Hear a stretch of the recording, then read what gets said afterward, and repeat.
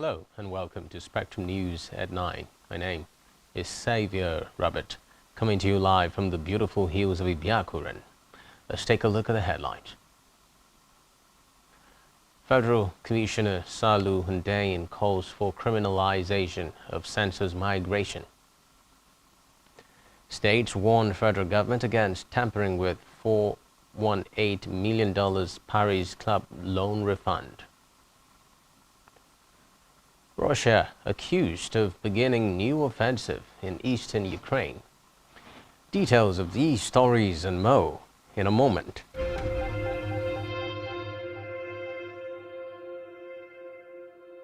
We begin with a report that the National Population Commission (NPC) has identified the temporary relocation of people from their residences to their hometowns during a census as one of the major factors frustrating the exercise in Nigeria. The Federal Commissioner of the National Population Commission, Bimbola Salu Hundayin, stated this while giving an update on the Commission's preparedness to conduct a national population census next year. She noted that the situation was worse in Lagos State, describing the experience as hurtful. The NPC official called for the criminalization of census migration to tackle the menace. Away from that, the Minister of State for Petroleum Resources, Timipre Silva, says the federal government is due to complete the multi-billion-dollar Brass liquefied natural gas project that had been abandoned more than 17 years ago. Silva, who noted that the government was looking for investors to revive the stalled gas project, spoke during an inspection of the project site in Torn Brass, Bayelsa State. The minister, who inspected the Brass LNG site with an interested investor in the Brass project, said the federal government desired to complete the project because of the manifold economic benefits it would bring to the nation. In another development, the federal government has declared its interest to collaborate with non-profit organizations, state water agencies, river basins, as well as other stakeholders and development partners to consolidate efforts in mitigating the pressures from exploitation, contamination and climate change on groundwater. The Minister of Water Resources, Suleiman Adamu, made this call in Abuja. Adamu, who was represented by the Permanent Secretary, Ministry of Water Resources, D.D. Wilson Jack, said groundwater had a huge impact on the Nigerian economy due to its widely domestication and use for agricultural and industrial supplies. He added that 60% of the Nigerian population depend primarily on groundwater as major drinking source, and over 70% of the people living in the suburbs majorly depend on it for survival. Away from that, the presidency has vowed to end terrorism and banditry in the Northwest. The presidency said there was ongoing re-equipment and reorganization of the security and intelligence forces. The North has been under serious terrorism and bandit attacks, which have reportedly taken a turn for the worse in recent times. In a separate development, Vice President STVNg has expressed optimism that Nigeria will be peaceful again. STVNg stated this in a chat with newsmen after the Easter service at the State House Chapel, Aso Villa, Abuja.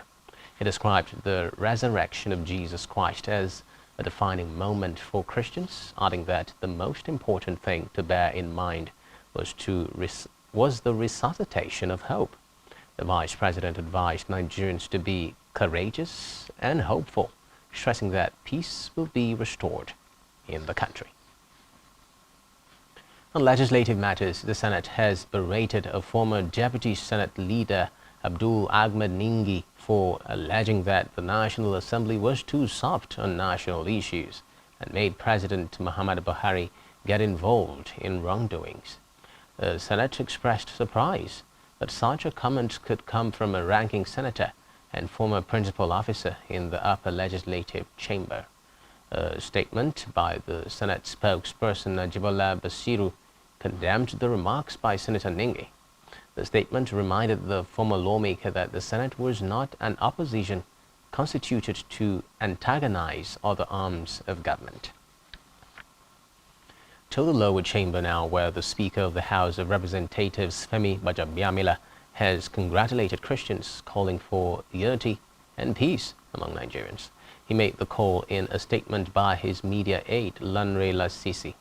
Gbajabiamila, who noted that the Easter period called for sober reflection and dedication to nationhood, urged Christians to be their brothers' keepers at all times. The Speaker also asked all citizens to support the federal government in its efforts to tackle the insecurity in the country. He called for concerted efforts to contain insecurity across the country and reiterated the call on Nigerians to live peacefully with one another, irrespective of any perceived differences. Away from that, state governors are warning the federal government against tampering with funds accruing to them and the 774 local government councils. The 36 states authorities cautioned the central government not to touch the funds under the guise of satisfying an alleged $418 million London Paris Club loan refund-related judgment debt. The states issued the warning in documents by the body of Attorneys General of the Federation. In the documents, the states said they were not parties to any suits on the London Paris Club refund, and as such were not liable to any person or entity in any judgment debt being relied on by the federal government. They warned that should the federal government proceed to make any such deduction, it would be acting illegally and in contempt of their appeal, challenging the judgment. In education, the Petroleum Technology Development Fund says it has trained 9,659 Nigerians on its overseas and in-country scholarships since its inception. Addressing newsmen in Abuja, the executive secretary of the fund, Bello Guzau, said the beneficiaries had acquired first degrees as well as master's and doctoral degrees. According to Guzau, the fund, under its strategic direction, provided the scholarships to applicants in the United Kingdom, Germany, France, China, and Malaysia. He said the fund sponsored students and awardees in all major disciplines related to oil and gas and energy industries, including engineering, geosciences, environmental studies, computing, and management. The secretary noted that the fund's desire was for the knowledge acquired to be transferred to others, both in the public and private sectors, to develop specialized indigenous human capital expected to take over from the expatriates. Still in education, the management of the Joint Admissions and Matriculation Board, JAMB, has expressed optimism for a hitch-free examination scheduled for May. The board made this known in the weekly bulletin of the office of its registrar in Abuja. Having scheduled the 2022 Unified Tertiary Matriculation Examination to take place between May 6 and May 16, the board assured Nigerians that it was ready to deliver a seamless exercise in all its 757 centers across the country. Away from that, the National Agency for the Prohibition of Trafficking in Persons, NAPTIP, has rescued 65 victims of alleged human trafficking in Niger Republic. NAPTIP's zonal commander in charge of Kano, Abdullahi Babale, made this known in an interview with newsmen in Kano. He said the victims were apprehended by operatives of the Nigerian Immigration Service and the Nigerian police force at the Kongolam entry post in Katsina State on the Nigeria-Niger border. Babale said the victims are Nigerian citizens comprising 17 males and 48 females aged between 15 and 42. Elsewhere, National Drug Law Enforcement Agency NDLEA has intercepted large consignments of cocaine at 3 major international airports in Port Harcourt, Abuja, and Lagos, and arrested 7 traffickers. In a statement, the NDLEA spokesman Femi Babafemi explained that the drugs were smuggled by Brazil-based drug cartels before the attempt was foiled by their operatives. He said 5 suspects were arrested at Port Harcourt International Airport, while 3 were arrested during the inward screening of passengers on board a Qatari airline flight from Doha to Port Harcourt. To Lagos State now, where the state government has shut down all branches of Christian schools in various parts of the state over an alleged sexual abuse of one of its pupils. A statement from the state government amid controversy over the issue involving some pupils of the school taken on a trip to Dubai, United Arab Emirates, said the matter was being investigated. It noted that the criminal allegations had also been escalated to the Commissioner of Police. The Lagos State government also warned that sharing or receiving images depicting child pornography was an offense under its laws that can attract a sentence of up to 14 years. Elsewhere, the National Emergency Management Agency has declared that more than 463 houses in 3 local government areas in Cross River have been destroyed by windstorms. The zonal coordinator of the agency in the South-South, Godwin Tepiko, said about 1,326 households were also affected. Tepiko said his team had assessed the affected areas alongside the council officials and youths from the communities. He noted that the affected local government areas were Obudu, Yala, and Ogoja, adding that the terror followed a Save Our Soul report from the chairman of Obudu Council area, Boniface Eraye, after a recent windstorm. Back here, Akwa Ibom State Governor Dami Manuel has advised politicians seeking elective positions in 2023 general elections to shun hatred and violence, stressing that no political office should compel them to shed the blood of the citizens. Manuel, who is also one of the presidential aspirants, gave the advice in his Easter broadcast in Uyo.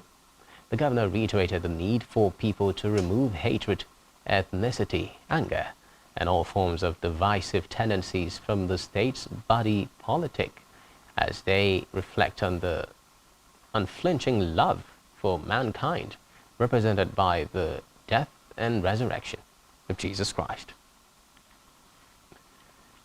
Still in Akwa Ibom, health workers at the Primary Health Center in Ikorobong, Parenin local government area have appealed to the state government to rehabilitate the only health facility in the area and construct an accessible road to the center.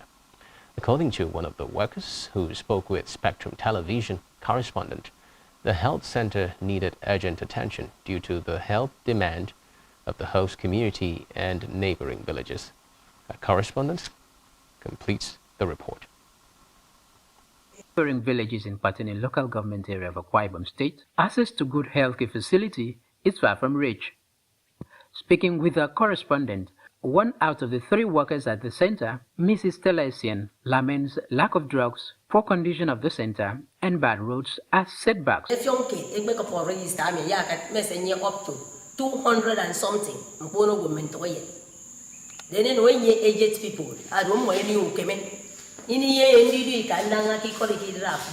It did be going, mammy. People really knew that from 60, 70 years old people, they used to come. But because of my new came in, say, boy, baby, and I get it, they come and manage. Mrs. Essien said that thieves constantly robbed the center of useful facilities. The people, however, called on the state government to rehabilitate the center and construct the road in the area. Doctor and all the doctor and I know staff again out there now so me because so me a free mo ibu say no tam me ko so do new doctor ibi tap intro ba say me ma de I say wa bo moto abia ta bo machine abia o to antaro mi mpe government no bon bumbo ya mo e kere team ko e ba anya e kere team ko mba mi as is the last STVNg I mean by having the moment they go you way me Hansen Uko, Spectrum Television News. Still to come in the news. CBN fines 10 banks 7.02 trillion naira for weak deposit. Do stay with us.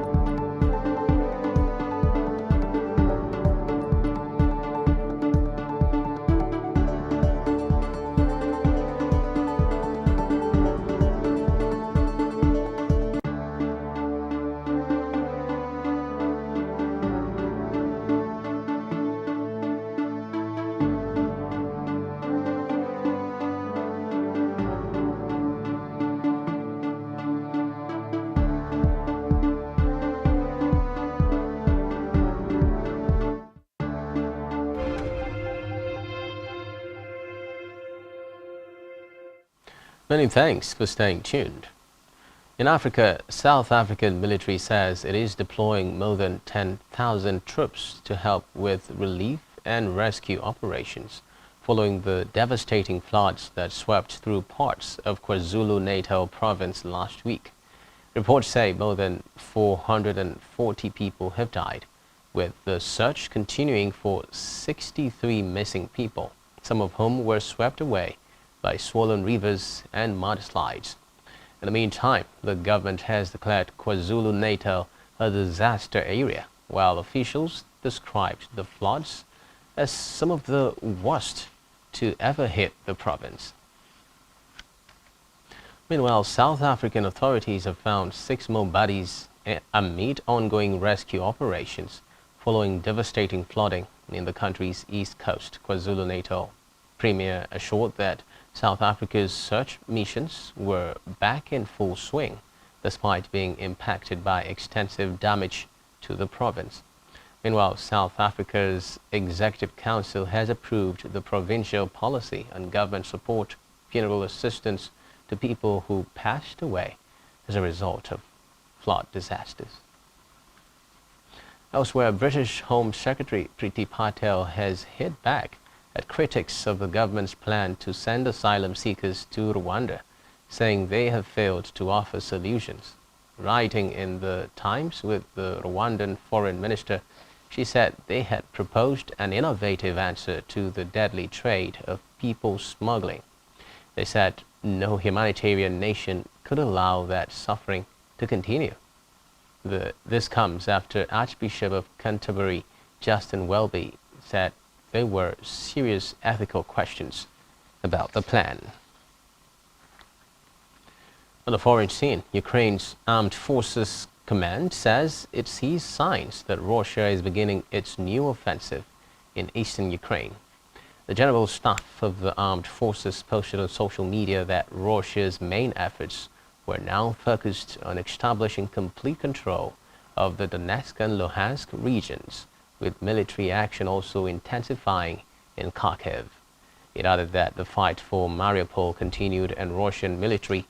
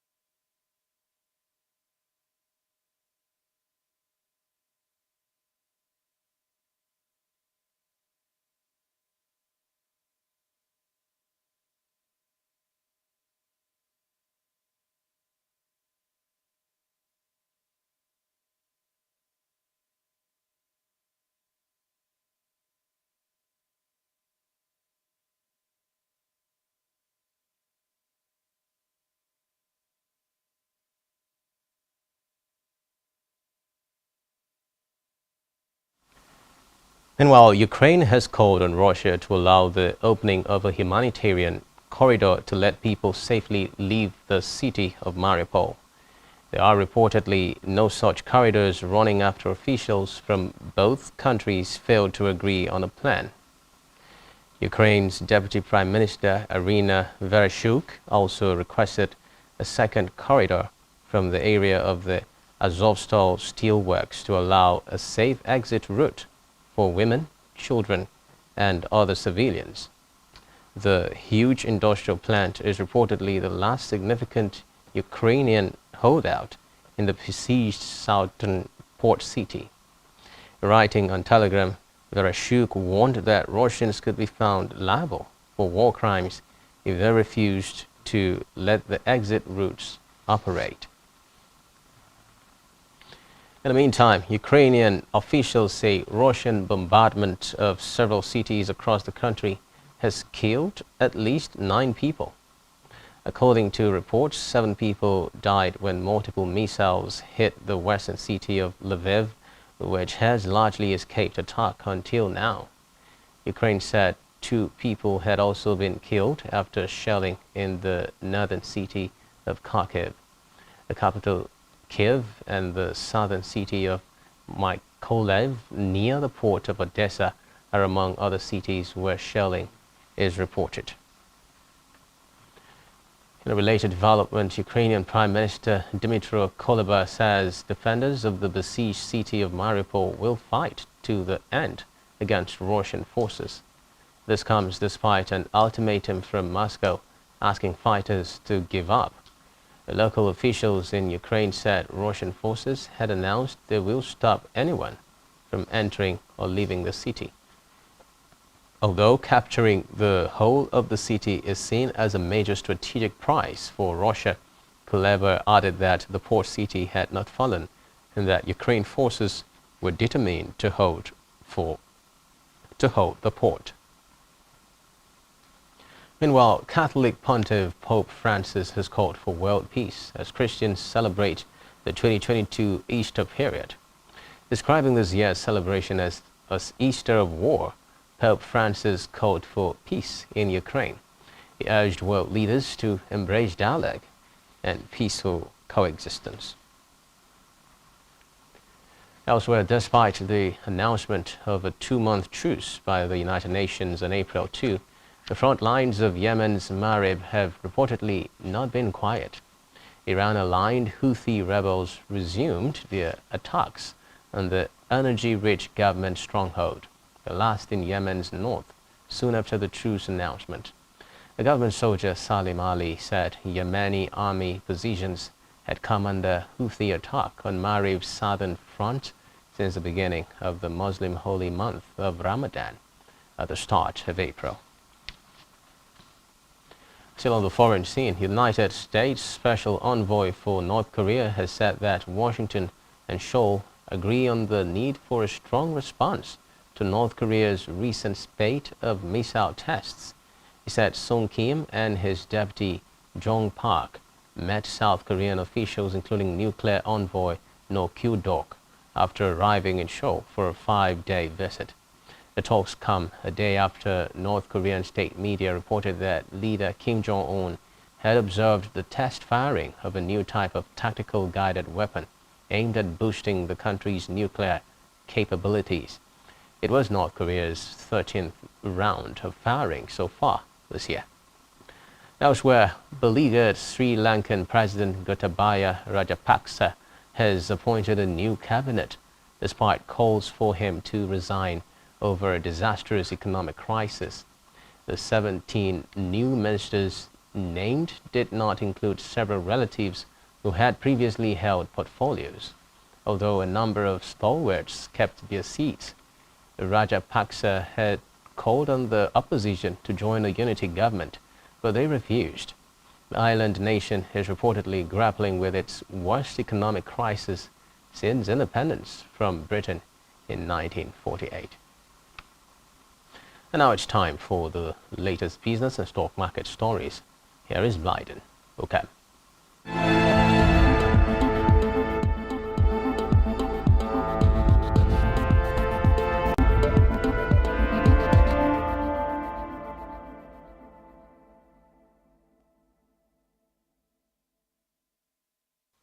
Hi, good evening.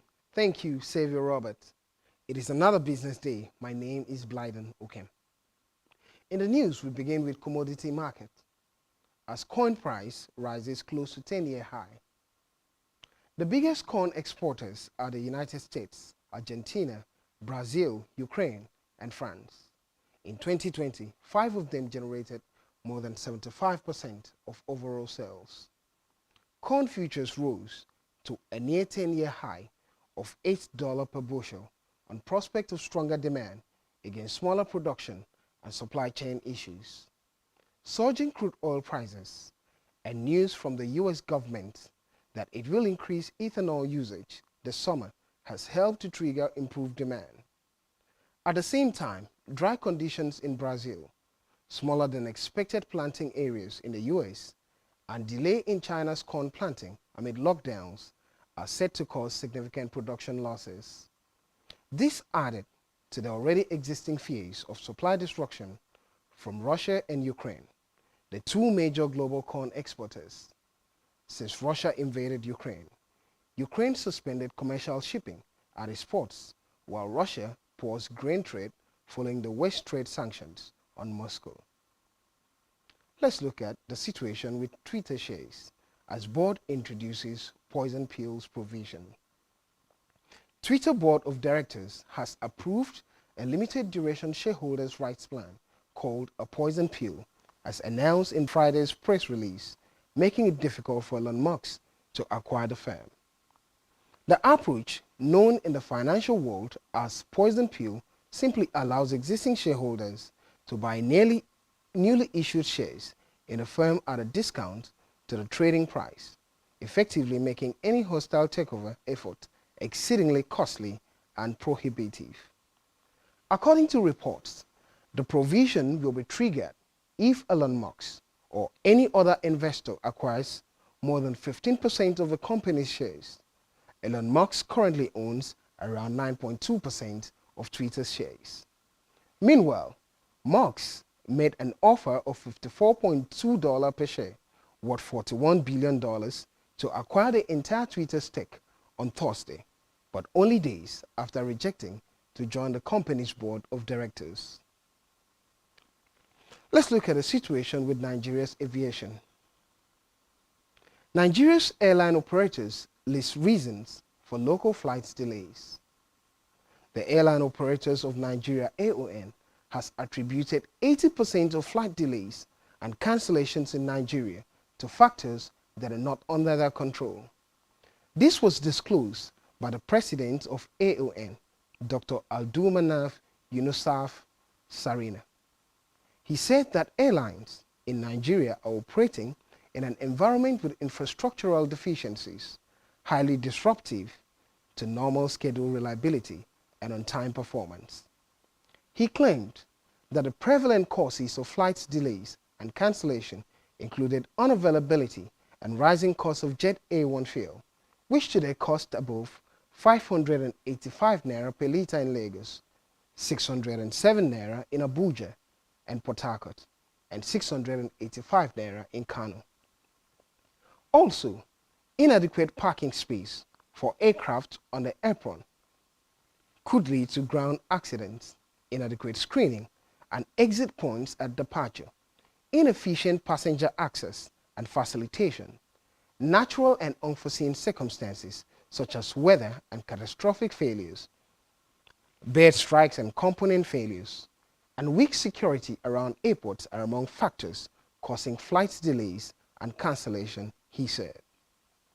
This was in reaction to recent attacks by some passengers on staff of AMAX or MAX A due to flight delays. The passengers destroyed the computer reservation systems, causing more problems for other passengers going to various destinations. On the news, CBN fines 10 banks 7.02 trillion naira for weak deposit. The Central Bank of Nigeria (CBN) has removed from banks' accounts a whopping 7.02 trillion naira for failing to meet the expected deposits in their current account. Report has it that CBN provides a specific cash reserve requirement for each commercial bank in the nation to retain a specific amount of its deposits in the current account of the apex bank. The cash reserve requirement for banks is placed at 27.5%, which many financial analysts consider it to be very high since the money cannot be accessed for loans and other dealings. The banks surveyed include Access Bank PLC, Guarantee Trust Bank GTB, United Bank for Africa UBA, FCMB Group, Sterling Bank PLC, Union Bank of Nigeria, Stanbic IBTC Holding PLC, Fidelity Bank PLC, and Zenith Bank. According to data from the listed banks' audited accounts, Access Bank suffered the highest debits of 1.47 trillion naira, followed by Zenith Bank with 1.2 trillion naira debited in 2021, among other 10 banks, while Sterling Bank suffered the lowest debit of 243.87 billion naira. Today is Easter Monday, and the Nigerian stock market is still on Easter holiday. Happy Easter. This is all on Business News. And over to Xavier Robert for the rest of the news. Many thanks, Blyden. Still to come in the news. Flying Eagles coach invites 40 players for WAFL B Under-20 Championship. Do stay with us.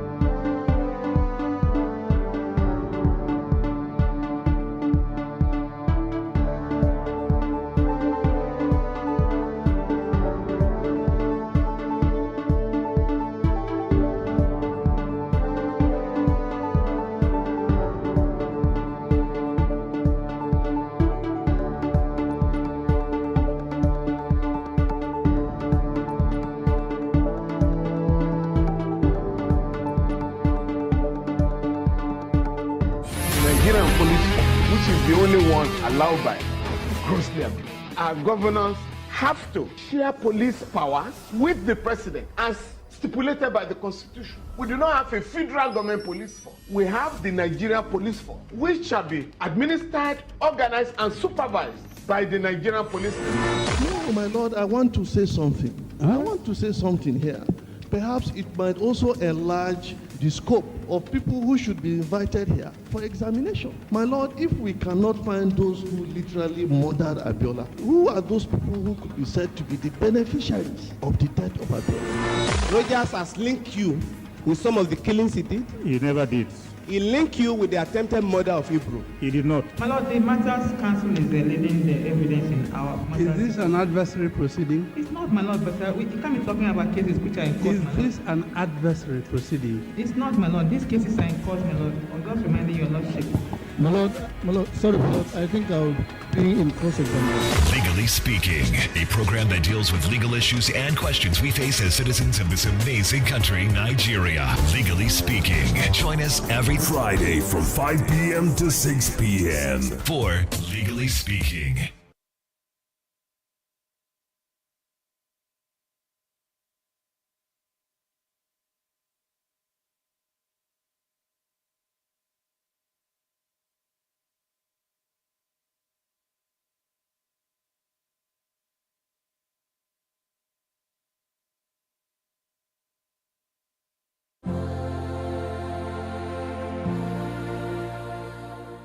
Kong Ukpabio. Iyayo.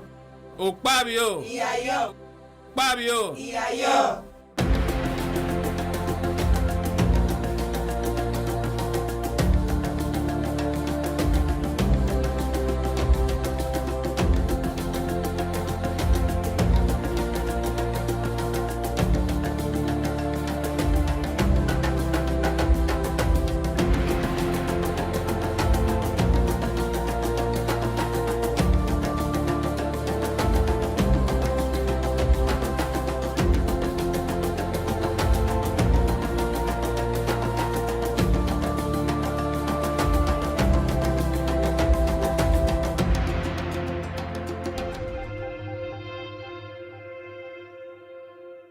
Many thanks for staying tuned.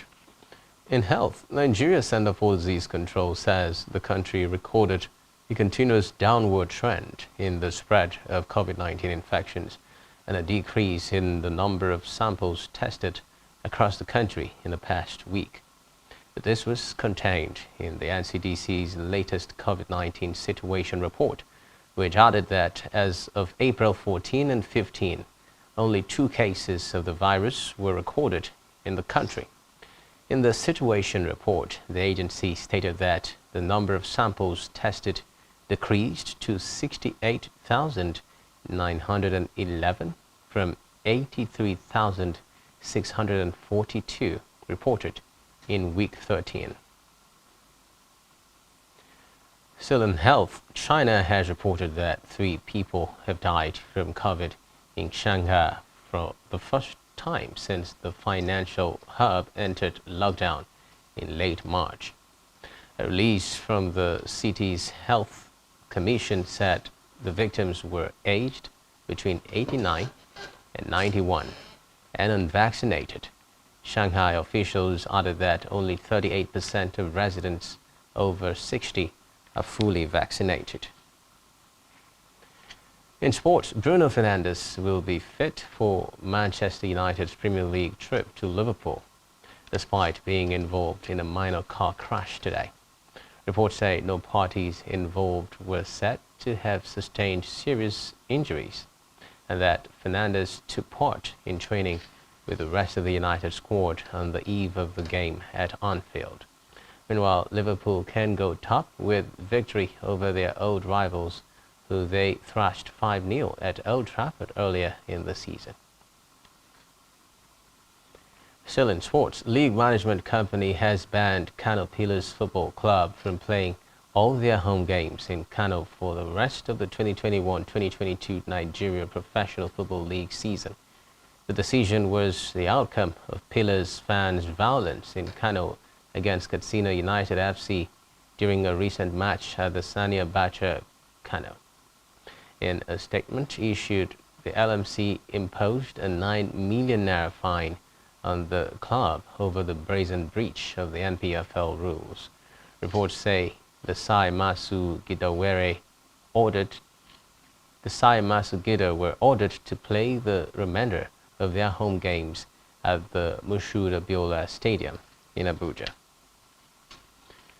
Meanwhile, Rafael Nadal has returned to training today following a 4-week rib injury layoff, with just over a month to go before the French Open in Roland Garros. Reports say Nadal picked up the injury in his loss to American Taylor Fritz in the Indian Wells final on March 22, announcing at the time he expected to be out for between 4 and 6 weeks. It could be recalled that the 35-year-old missed last week's Monte Carlo Masters and the Barcelona Open, currently underway. Elsewhere, head coach of Nigeria's under-20 male team Flying Eagles, Ladan Voso, has called up 40 players for next month's WAFL B Under-20 Championship taking place in Niamey, capital of Niger Republic. The list has 4 goalkeepers, 12 midfielders, 17 midfielders, and 7 forwards. Reports say invited players have been advised to arrive at the Blue Spring Hotel opposite the Ministry of Justice Maitama Abuja today with their international passports. And on our entertainment news, here is Beto Bryan.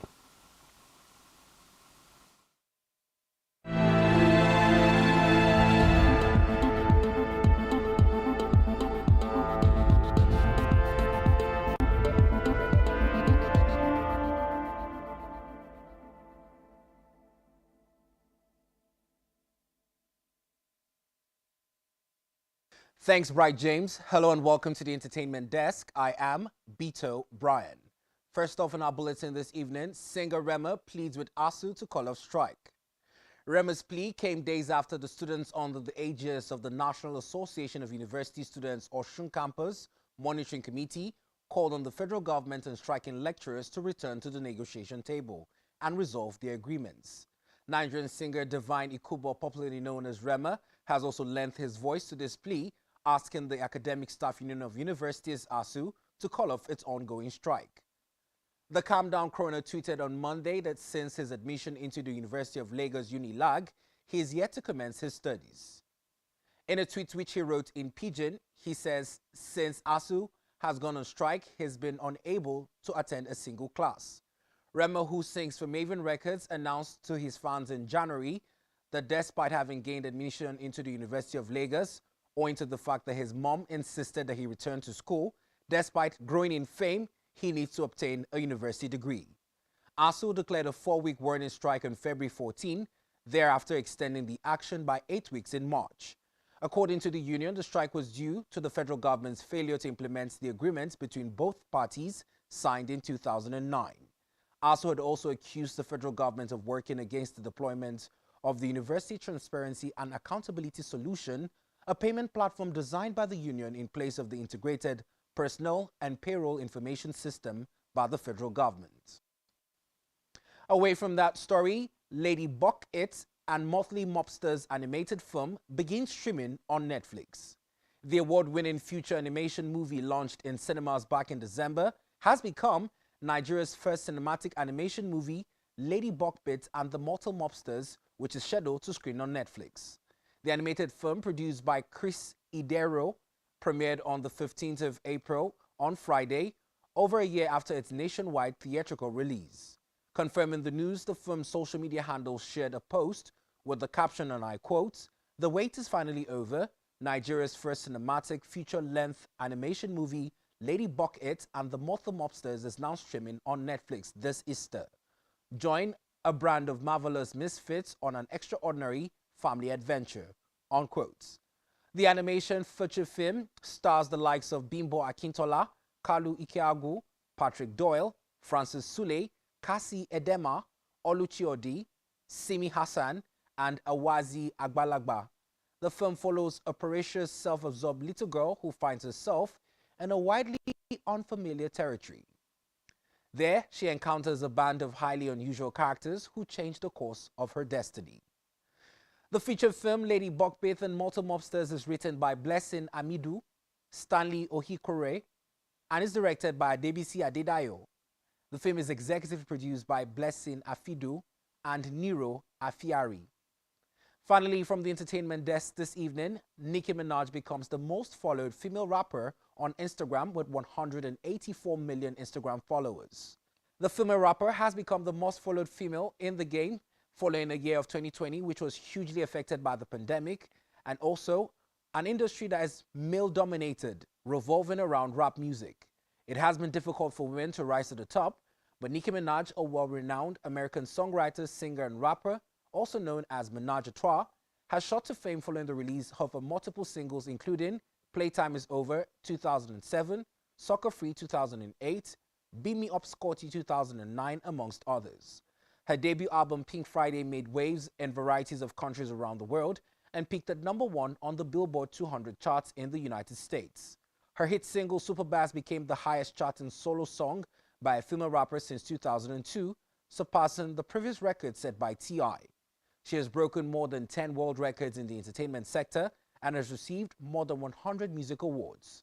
Closely following Nicki Minaj at the top on Instagram is Cardi B, who is ranked as #2. Aside from Cardi being another multi-talented artist who has achieved success in the entertainment industry, she is a 20-year-old rapper who composes in the United States And back in 2018, she published her first solo album, The Invasion of Privacy, which has now become an album with all the singles all platinum or higher. The third most followed rapper on Instagram happens to be Megan Thee Stallion. And that's our package from the entertainment desk this evening. I am Beto Bryan, thanking you for watching. Over to Xavier Roberts. Many thanks, Beto. But that's all we have for you at this time. Do ensure to follow us on social media and subscribe to our YouTube channel, all of which you can find on our website, SpectrumTV.ng. You have been watching Spectrum News at 9. My name is Sai.